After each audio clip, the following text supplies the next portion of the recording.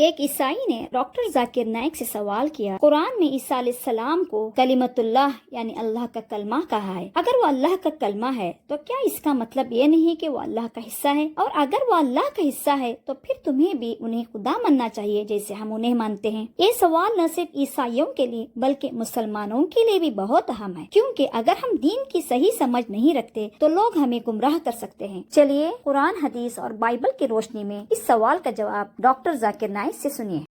تو بھائی صاحب کا سوال تھا کہ بائبل میں لکھا ہے کہ عیسیٰ علیہ السلام اللہ کے کلام ہے، تو میں نے اسے کہا یہ قرآن میں بھی لکھا ہے، اور ہم مسلمان یہ مانتے ہیں کہ ہر پیغمبر جو اللہ کی طرف سے آئے وہ سارے اللہ کے کلام تھے۔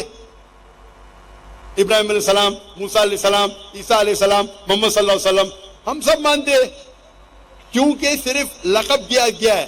اگر قرآن میں کہا گیا ہے کہ یہ پیغمبر کلام اللہ ہے، اس کا مطلب نہیں کہ باقی پیغمبر کلام اللہ نہیں ہے۔ آپ سمجھ رہے ہیں؟ آپ کی غلط فہمی ہے۔ مثال کے طور پہ قرآن فرماتے کہ ابراہیم علیہ السلام اللہ کے دوست ہے، اس کا مطلب نہیں کہ باقی اللہ کے دوست نہیں ہیں۔ تو ہر پیغمبر کو ایک لقب دیا جاتا ہے، تو اسی طریقے سے قرآن مجید میں عیسیٰ علیہ السلام کو لقب دیا جاتا ہے کلام اللہ، یعنی اللہ کا کلام۔ اس کا مطلب نہیں کہ وہ خدا ہے، یہ آپ کی غلط فہمی ہے۔ آپ اسلام کو جانتے ہی نہیں اور قرآن مجید کو جانتے نہیں۔ قرآن مجید میں اسلام میں ہر پیغمبر جو اللہ کی طرف سے بھیجے گئے ہیں وہ اسلام کے مطابق اللہ کا کلام ہے، اور اللہ کی بات لوگوں کو پیش کیے۔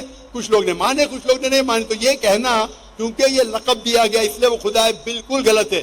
قرآن مجید میں صاف لکھا گیا ہے، سورہ مائدہ میں سورہ نمبر 5 آیت نمبر 72، لقد کفر الذین قالوا ان اللہ عیسی ابن مریم، وہ کفر کر رہے ہیں جو لوگ کہتے ہیں کہ اللہ عیسیٰ علیہ السلام میں مریم کے بیٹے۔ وقال المسیح، بٹ مسیح علیہ السلام نے کہا یا بنی اسرائیل، او اسرائیلو، اعبدوا اللہ، اللہ کی عبادت کرو، ربی و ربکم، جو میرے رب ہے تمہارے رب ہے۔ انہ من یشرک باللہ، اگر اللہ کے ساتھ کسی نے شریک کیا، فقد حرم اللہ علیہ الجنہ، اللہ اس کے لیے جنت حرام کرے گا، وما وہ النار وما للظالمین من انصار، اور اس کے لیے آگ ہوں گی اور جہنم اس کے لیے ٹھکانہ ہوگا۔ یہ صاف طور کے لکھا ہے قرآن مجید میں، سورہ مائدہ سورہ نمبر 5 آیت نمبر 72، لقد کفر الذین قالوا، وہ لوگ کفر کر رہے جو لوگ کہتے ہیں کہ عیسیٰ علیہ السلام مریم علیہ السلام کے بیٹے اللہ ہے۔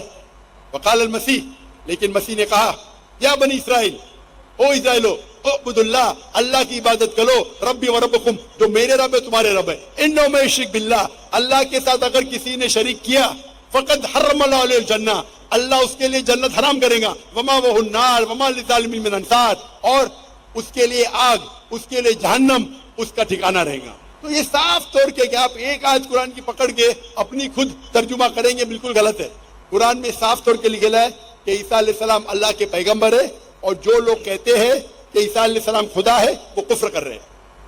ہم نے دیکھا حضرت عیسیٰ علیہ السلام کو کلمت اللہ کہا جانا ان کے خدا ہونے کی دلیل نہیں بلکہ ان کی معجزاتی پیدائش کو ظاہر کرتا ہے۔ اگر بغیر باپ کے پیدا ہونا کسی کو خدا بنا دیتا تو حضرت آدم علیہ السلام اس سے بھی زیادہ حق رکھتے ہیں، کیونکہ وہ نہ ماں سے پیدا ہوئے اور نہ باپ سے۔ اسلام واضح طور پر کہتا ہے اللہ ایک ہے، اس کی کوئی اولاد نہیں، اور حضرت عیسیٰ علیہ السلام اللہ کے نبی اور بندے ہیں، جیسا کہ انہوں نے خود کہا انی عبد اللہ۔ اگر آپ کو یہ ویڈیو پسند آئی تو لائک کرے، کمنٹ کمنٹ میں اپنی رائے دیں، اور مزید اسلامی ویڈیوز کے لیے ہمارے چینل کو سبسکرائب کریں۔ جزاک اللہ۔